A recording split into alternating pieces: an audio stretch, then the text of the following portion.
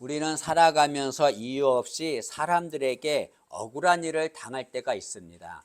가정에서도 그렇고 직장에서도 그렇고 또는 교회에서조차도 사람들에게 억울한 일을 당할 때가 있습니다. 잘못이 없는데도 사람들에게 모욕을 당하기도 하고 또 상처를 받기도 합니다. 여러분, 그런 상황에서 우리는 어떻게 해야 합니까? 오늘 본문은 주님께서 그런 상황에서 우리가 어떻게 해야 되는지에 대해서 말씀하고 있습니다. 먼저 여러분 38절 말씀 보시면 주님은 눈은 눈으로 이는 이로 갚으라는 것을 너희가 들었다라고 말씀하십니다. 여기 눈은 눈으로 이는 이로 갚으라라고 하는 이 말은 출애굽기 21장 24절 말씀을 하신 것입니다. 이 말씀의 뜻은 억울한 일을 당했을 때 과도한 보복을 하지 말라라고 하는 뜻입니다. 그것을 위해서 이 말씀을 주신 것입니다. 여러분, 사람은 피해를 입으면, 내가 누군가에게 억울하게 피해를 입으면 우리는 그보다 더 잔인하게 보복을 하려고 하는 본성이 있습니다. 그래서 누군가 나의 눈을 다치게 했으면 나는 그의 눈뿐 아니라 그의 다리까지, 팔까지 다치게 하는 거죠. 그것이 우리의 본성입니다. 그런데 그것을 방지하기 위해서 이 말씀을 하는 거죠. 너희가 눈으로 피해를 입었으면 눈으로만큼만 보복을 하라. 만약에 이로 피해를 입었으면 이로만큼만 보복을 하라.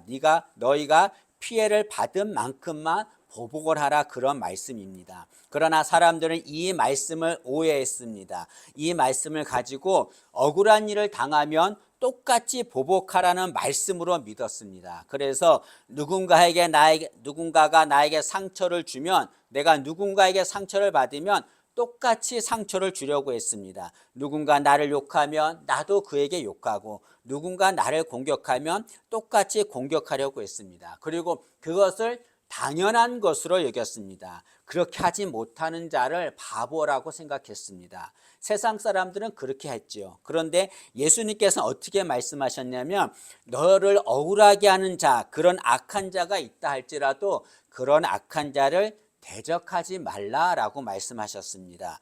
39절 말씀을 보시지요.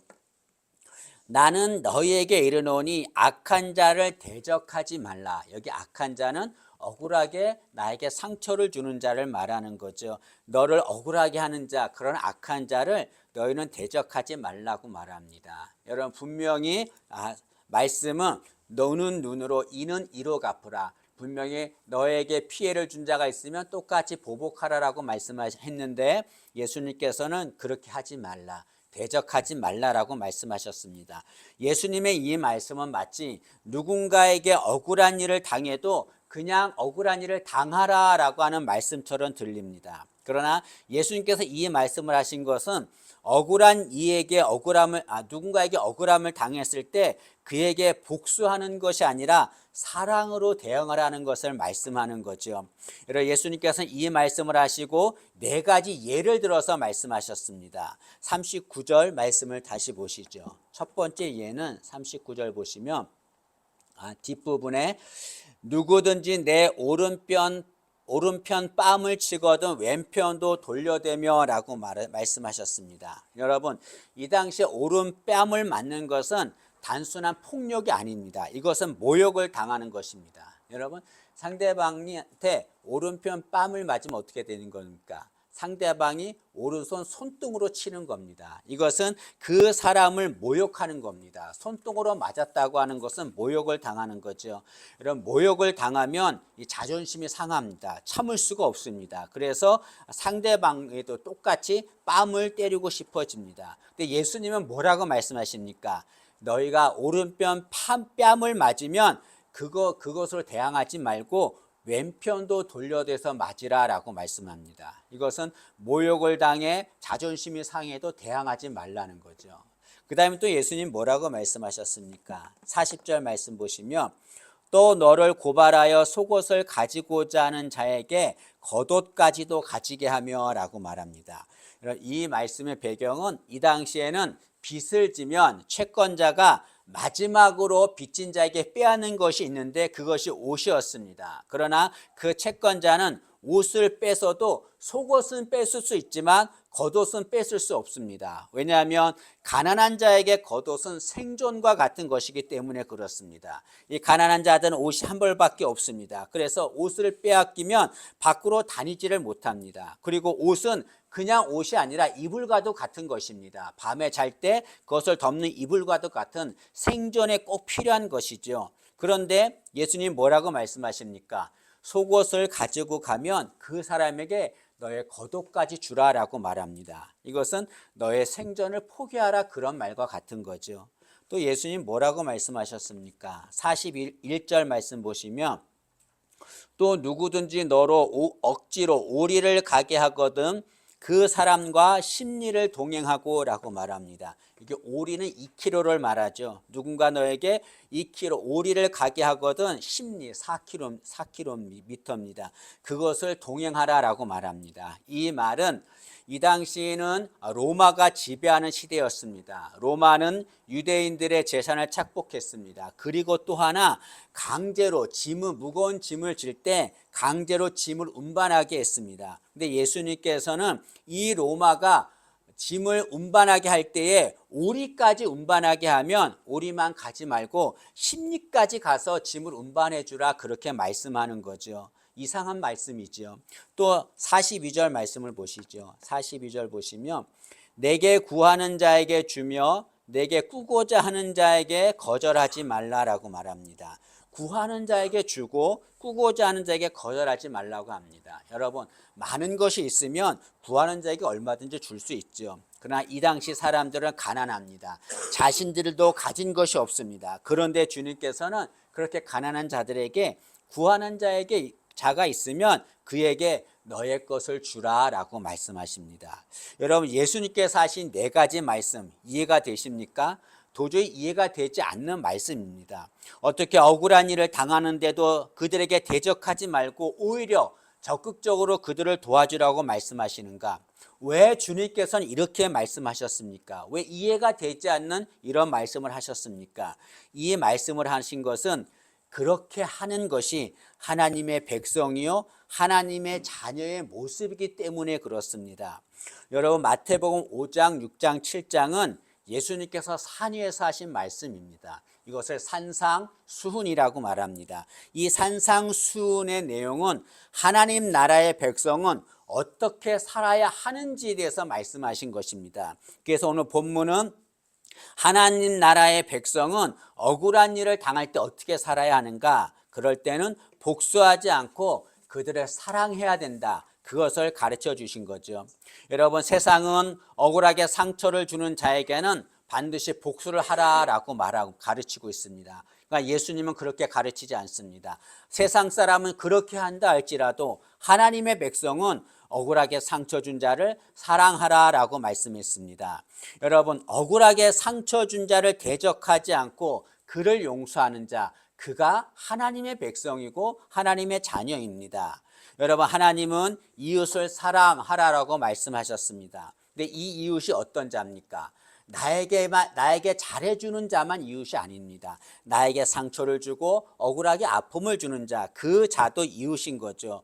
그 때문에 나에게 억울하게 하는 자, 그가 이웃입니다. 그를 대적하지 말고 사랑해야 합니다. 여러분 만약에 억울하게 내가 상처를 받았다고 내가 그 사람에게 똑같이 보복하면 어떻게 됩니까? 그러면 속은 후련하겠지요. 그러나 그로 인해서 또 다른 복수를 낳게 됩니다. 그러면 세상은 황폐한 사막이 되고 맙니다. 1914년 오스트리아의 황태자인 프란츠 페르디난트가 보스니아의 사라예보에서 암살을 당했습니다. 그 암살한 범인은 세르비아 민족주의 단체의 청년이었습니다.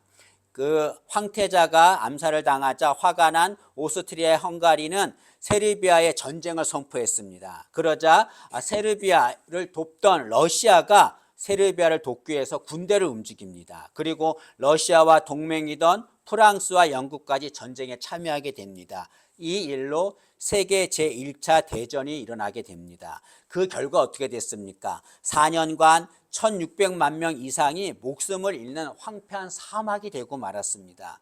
여러분 이처럼 억울하게 상처를 받았다고 보복하면 황폐한 사막이 되고 맙니다. 그러나 억울하게 상처를 받아도 사랑을 베풀면 보복의 악순환은 끊어지게 됩니다. 그리고 그곳에 하나님의 나라가 임하게 되죠.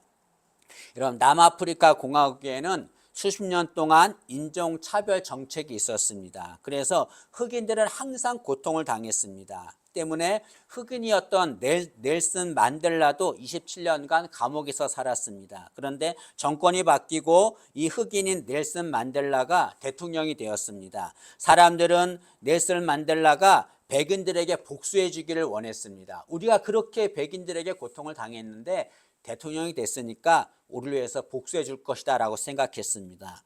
그러나 만델라 대통령은 복수 대신에 용서를 선택했습니다. 그는 우리가 복수하면 우리는 또 다른 감옥에 있는 것이다 라고 말했습니다. 복수하지 않고 용서했습니다. 이 만델라 대통령이 용서를 선택하자 남아프리카는 내전으로 무너지지 않았습니다. 이처럼 억울하게 상처를 받아도 사랑으로 베풀면 그곳에 하나님의 나라가 임하게 되는 거죠. 여러분, 그리고 한번 생각을 해보세요. 타인에게 억울하게 상처를 주는 자, 그런 자는 참 불쌍한 사람입니다. 왜 그렇습니까? 타인에게 상처를 주는 자는 그 마음에 이미 상처가 있다는 것을 말하는 거죠. 자기 마음에 상처가 있기 때문에 할 수 있는 것은 상처를 주는 것밖에 할 수 없습니다. 그 마음에 상처가 있고 그 마음은 사막이 되고 있는 겁니다. 너무나 불쌍하죠. 때문에 하나님 나라의 백성은 누군가 나에게 억울한 일을 당하게 한다면 그 사람 마음에 상처가 있다 생각하고 그를 불쌍히 여기고 대적하지 말아야 합니다. 그럼 혹자는 이렇게 말할 수 있을 것입니다. 악한 자를 사랑하기만 하면, 나를 억울하게 하는 그 악한 자를 사랑하기만 하면 그들은 더 악을 행할 것입니다 라고 말할 수 있습니다. 그러나 여러분, 우리가 할 일은 악한 자를 사랑하는 것뿐입니다. 그리고 하나님께 그 악한 자를 맡기면 되는 겁니다. 그러면 하나님께서 갚아주시는 거죠. 로마서 12장 19절 말씀입니다. 내 사랑하는 자들아, 너희가 친히 원수를 갚지 말고 하나님의 진노하심에 맡기라. 기록되었으되 원수 갚는 것이 내게 있으니 내게 갚으리라고 주께서 말씀하시니라. 예수님 말씀하시기를 원수를 네가 갚지 말고 하나님께 맡겨라. 그럼 하나님이 갚아주신다라고 말씀하고 있습니다. 그런데 혹시 또 이렇게 말씀하는 사람이 있을 수 있습니다. 하나님께 맡기라고 해서 하나님께 맡겨도 악한 자는 회개하지 않습니다. 그 악한 자는 회개하지 않고 오히려 더 잘 살고 있습니다 라고 말할 수 있습니다. 여러분, 물론 현실은 하나님이 악한 자를 갚으시는 것 같지 않는 느낌을 받을 수가 있습니다. 그렇게 느낄 수 있습니다. 그러나 여러분, 중요한 것은 현실이 아니라 진실입니다. 여러분, 현실은 하나님이 악한 자를 그대로 두시는 것 같습니다. 그러나 진실은 하나님은 악한 자를 절대로 그냥 두지 않습니다. 악한 자를 반드시 갚아주시는 거죠. 여러분, 우리는 현실을 믿는 것이 아니라 진실을 믿어야 합니다. 현실이 아무리 악한 자가, 나를 악하게 하는 자가 잘 사는 것 같아도 그건 현실일 뿐이고, 우리 현실을 믿는 것이 아니라 진실을 믿어야 합니다. 때문에 억울하게 상처 준 자, 나를 아프게 한 자, 그런 자 하나님께 맡기고 우리는 그들을 대적하지 말고 사랑해야 합니다. 근데 여러분, 솔직히 얘기해서 나에게 억울하게 상처를 준 자, 그런 자를 대적하고 사랑할 수 있습니까? 쉽지 않습니다. 저도 그렇게 어렵더라고요. 나에게 상처 준 자 대적하지 않고 사랑하는 거 쉽지 않습니다. 어렵습니다. 비결은 하나밖에 없습니다. 무엇입니까? 주님을 바라보는 것입니다. 왜 그렇습니까? 이 세상에서 주님만이 상처 준 자를 대적하지 않고 사랑하신 분이기 때문에 그렇습니다. 여러분, 예수님은 억울하게 고난을 당하셨습니다. 예수님은 오른뺨을 맞는 것처럼 뺨을 맞으셨습니다. 그리고 겉옷을 주는 것처럼 겉옷을 빼앗겼습니다. 오리 대신 십리를 가는 것처럼 십자가를 지고 끌려가셨습니다. 예수님께서는 억울하게 고난을 당하셨습니다. 그 예수님은 하나님이십니다. 때문에 그 예수님은 12군단도 더 되는 천사들을 보내서 그들을 대적할 수 있습니다. 그들을 물리칠 수 있었습니다. 그러나 주님은 그렇게 하지 않았습니다. 그들을 용서하시고 사랑을 베풀어 주셨습니다. 예수님은 십자가에서 처참하게 죄 없이 죽어가시면서 자신을 죽이려고 하는 그들을 용서하는 기도를 하셨습니다. 누가복음 23장 34절입니다. 이에 예수께서 이르시되 아버지 저들을 사하여 주옵소서 자기들이 하는 것을 알지 못함이니이다 하시더라. 예수님께서는 억울하게 죽음을 당하고 있습니다. 자신을 죽이려고 하는 자들이 있습니다. 그런데 그런 상황에서 예수님께서는 그들을 대적하지 않고 하나님께 기도하는 거죠. 하나님, 저들을 용서해 주세요. 자신들이 하는 것을 알지 못해서 그런 겁니다 라고 하면서 용서의 기도를 해 주셨습니다. 여러분, 이처럼 예수님은 억울하게 상처를 준 자를 대적하지 않고 사랑하셨습니다. 그 주님을 바라보면 우리도 대적하지 않고 사랑할 수 있게 되는 거죠. 여러분, 성경에서 이렇게 주님을 바라보고 자신에게 상처 준 자를 대적하지 않고 사랑한 자가 있습니다. 그는 스데반입니다. 여러분, 스데반은 복음을 전했습니다. 그리고 아무 잘못도 하지 않았습니다. 그런데 사람들이 돌을 들어서 스데반에게 던졌습니다. 그런데 여러분, 스데반은 돌을 맞으면서 자신에게 돌을 던지는 자들에게 대적하지 않았습니다. 왜 그렇습니까? 돌을 맞는데도, 억울하게 고난을 당하는데도 왜 대적하지 않습니까? 그 이유는 주님을 바라보았기 때문에 그렇습니다. 스데반은 돌을 맞는 순간에 하나님 우편에 계신 주님을 바라봤습니다. 아마 성경엔 기록되지 않았지만 그 주님은 스데반을 보면서 이렇게 말했을 것입니다. 스데반아, 내가 대적자들을 사랑했듯이 너도 너를 대적하는 그 악한 자들을 사랑하라 라고 말씀하셨을 것입니다. 스데반은 그 예수님의 음성을 들었고 그 예수님을 바라보자 자신에게 상처 준 자를 용서할 수 있었습니다. 이처럼 여러분, 주님을 바라보면 억울하게 상처 준 자, 그런 자를 용서할 수 있는 거죠. 그리고 여러분, 스데반은 주님처럼 자신에게 상처 준 자들을 위해서 기도하고 용서의 기도를 하고 순교했습니다. 사도행전 7장 60절입니다. 무릎을 꿇고 크게 불러 이르시되 주여 이 죄를 그들에게 돌리지 마옵소서, 이 말을 하고 자니라. 스데반은 주님을 바라보고 억울하게 고난당하고 있었지만 그들을 용서하는 기도라고 순교했습니다. 여러분, 놀라운 것은 그 스데반의 순교는 그것으로 끝나지 않았습니다. 스데반이 자신을 대적하는 자들을 용서하는 그 모습을 그곳에 있던 바울이라고 하는 자가 보았습니다. 바울은 어떤 자입니까? 그는 신앙인을 억울하게 핍박한 악한 자였습니다. 대적자였습니다. 그런데 그런 그가 자신을 대적하는 자를 용서하는 스데반의 모습을 보았습니다. 나중에 바울은 다메섹에서 예수를 만나서 변화되었습니다. 그러나 그가 변화될 수 있었던 것은 자신을 대적하는 자를 용서한 스데반의 모습을 보았기 때문에 그로 인해서 변화되는 계기가 되었을 것입니다. 여러분, 이처럼 스데반은 자신을 대적하는 자, 그런 자를 용서했습니다. 여러분, 예수님이 십자가에서 대적자를 용서하고 죽으셨습니다. 근데 그 모습을 거기에 있던 많은 사람들이 보았습니다. 그 모습을 본 사람들이 뭐라고 고백합니까? 마태복음 27장 54절입니다. 백부장과 및 함께 예수를 지키던 자들이 지진과 그 일어난 일들을 보고 심히 두려워하여 이르되 이는 진실로 하나님의 아들이었도다 하더라. 예수님께서 자신을 죽이는 자들, 그들을 용서했습니다. 그 모습을 본 사람들이 뭐라고 고백합니까? 이분은 진실로 하나님의 아들이었다라고 고백했습니다. 예수님을 하나님의 아들로 인정한 거죠. 여러분, 우리도 나에게 상처 준 자, 그런 자를 대적하지 않고 용서하면 예수님이 보실 것입니다. 많은 사람들이 볼 것입니다. 그리고 우리를 하나님의 백성이요 하나님의 자녀로 인정할 것입니다. 여러분, 혹시 나에게 상처를 주며 괴롭히는 자가 있습니까? 그 사람 때문에 힘들어하고 있습니까? 여러분, 주님 하나님께 맡기고 그를 사랑해야 합니다. 대적하지 말고 사랑해야 합니다. 주님께서 대적자들을 사랑하신 것처럼 그 주님을 바라보고 대적하지 말고 사랑해야 합니다. 주님은 그런 자를 하나님의 백성이요 하나님의 자녀로 인정할 것입니다.